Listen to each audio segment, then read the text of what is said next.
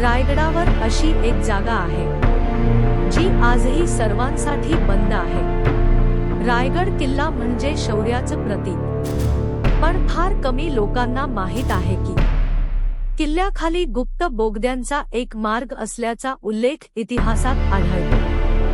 हा मार्ग आपत्कालीन प्रसंगी राजा आणि मावळ्यांना सुरक्षित बाहेर काढण्यासाठी वापरला जात असे।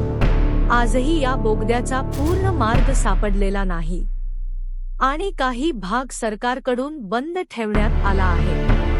म्हणूनच रायगड फक्त किल्ला नाही, तो आजही जिवंत इतिहास आहे। रायगडवर तुम्ही गेलात का?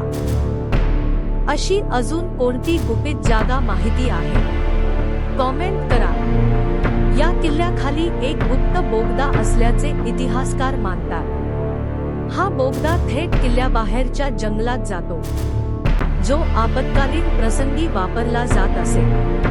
आजही त्या बोगद्याचा पूर्ण मार्ग कोणालाही सापडलेला नाही। हा आहे महाराष्ट्राच्या इतिहासातील लपलेला अध्याय। असे आणखी गुपित इतिहास जाणून घ्यायचे असतील तर फॉलो करा।